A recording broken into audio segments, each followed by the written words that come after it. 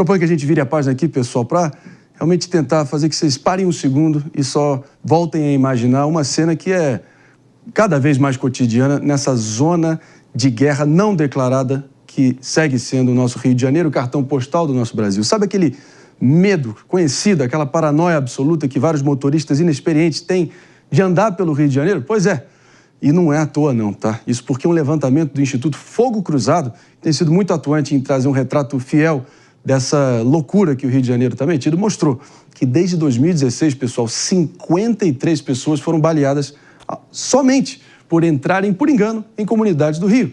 Na maioria das vezes, para vocês terem uma noção, esse engano acontece por conta dos aplicativos de GPS, seja o Waze, que te acaba mostrando para você algum trajeto alternativo que, em tese, vai fazer você economizar um tempo, mas muitas vezes não vem economizando a sua integridade física e sua vida. É nesse nível que chegou. Inclusive, a situação foi especialmente grave no ano passado, com 17 intercorrências nesse sentido.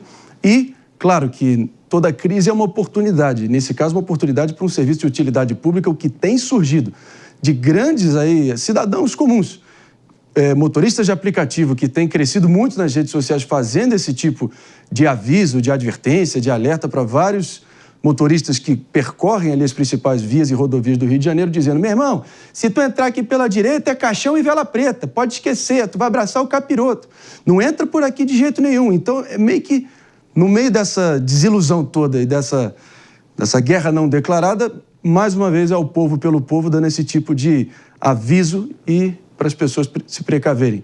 Mas quero dar um passo atrás aqui e perguntar para vocês, Mano, Aninha, David também, PP, o mero fato que chegamos a esse ponto, né, onde verdadeiros nacos ali do estado do Rio de Janeiro, principalmente na cidade, viraram grandes continentes tomados, repúblicas autônomas do crime, é reflexo desse momento onde basta você errar o caminho por um segundo e talvez você nunca mais vai sair de lá vivo. É uma insanidade completa, né? Você já viu esses Uberes aí que estão crescendo, Mano? Pois é a falência do Estado, né, Marinha? A gente está falando de territórios que, na verdade, não são do Estado do Rio de Janeiro. São do crime organizado. Isso é um escândalo. Então, na prática, é como se a gente tivesse que criar um serviço de GPS que faz uma diferenciação entre o território do Estado brasileiro, do Rio de Janeiro, e o território do crime organizado, para que as pessoas possam se orientar no trânsito. Ou seja, é uma insanidade o que a gente está vivendo. Até quando nós veremos territórios que são abertamente dominados pelo crime, onde o direito básico e constitucional de ir e vir não existe, porque alguém pode ser morto por simplesmente entrar numa rua, dobrar uma esquina. É um escândalo isso e precisa levar a uma grande reflexão sobre a falência do Estado do Rio de Janeiro e como reconstruir a capacidade do Estado de ter o mínimo de controle territorial. Enquanto isso, são números de zona de guerra, né? Vamos ser sinceros, né? Mas enquanto isso, a gente segue debatendo se as forças do Estado podem, de fato, fazer o mínimo, né, de ações contundentes, implacáveis ali, para tentar desmobilizar esses senhores de guerra que tomaram aí verdadeiros continentes dentro do Estado do Rio de Janeiro e tendo que fazer uma assembleia com até os próprios bandidos, quase que avisando que que essas ações vão ser empreendidas, que essas operações vão ocorrer. Então, assim, até o fator de imprevisibilidade, que é essencial para qualquer guerra, é destruído.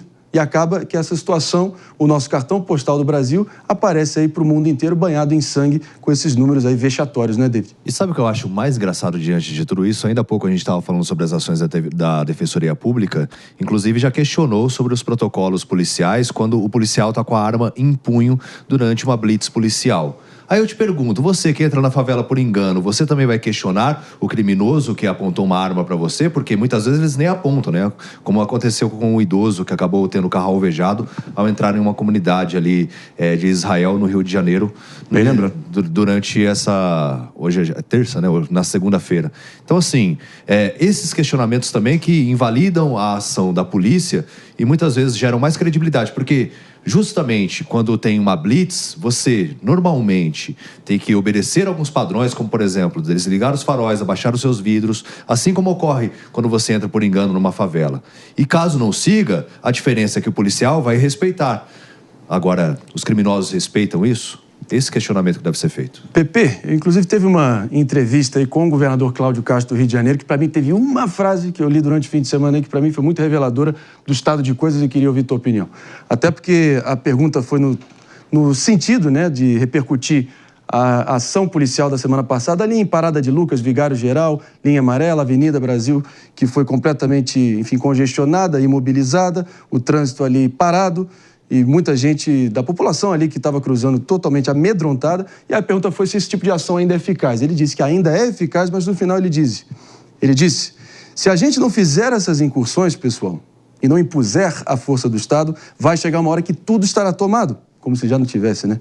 Dizem que é a mesma coisa que enxugar gelo. Mas se não fizermos isso, vai molhar tudo e vai ter uma série de novos problemas.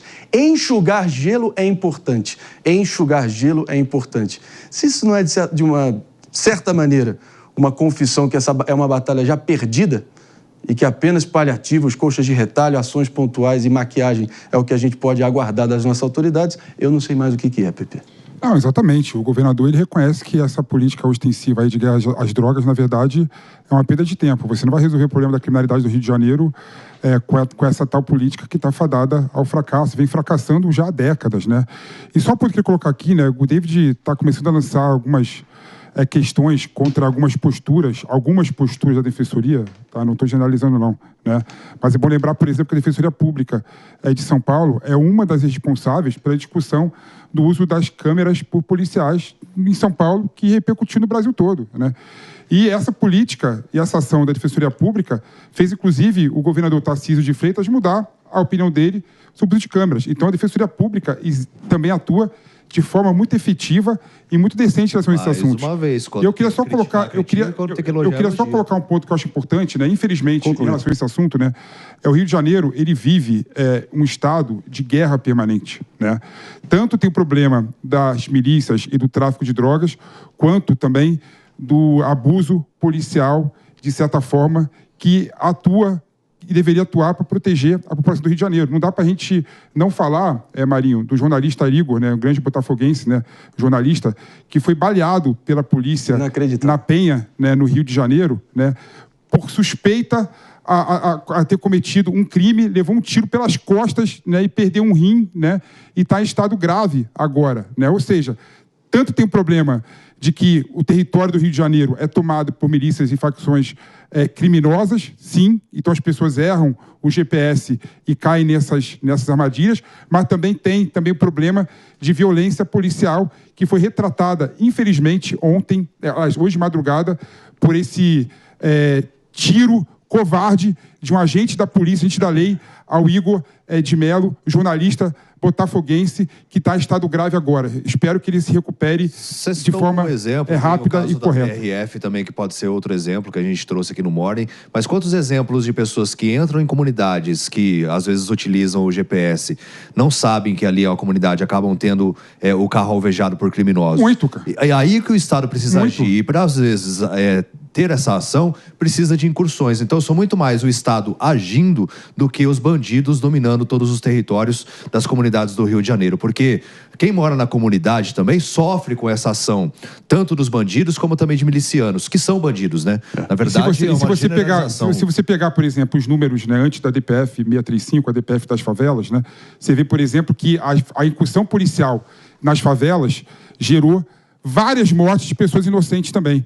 Mais de 1.300 pessoas morreram em 2021 por bala perdida, por enfrentamento da polícia com os traficantes, e atualmente o número caiu para 200 pessoas. Ou seja, eu não sei se eu concordo com você 100% que a solução para diminuir a violência nas comunidades seria mais violência e mais enfrentamento. Nós temos que atuar de forma muito diferente para tentar resolver esse problema. De territórios, de áreas dominadas pelo tráfico de drogas, pelos milicianos e por essas ações que a pessoa não pode se perder diante de um aplicativo de GPS, que ela acaba sendo baleada. Então é um absurdo isso, o Estado não ter qualquer tipo de atitude em relação a essa questão.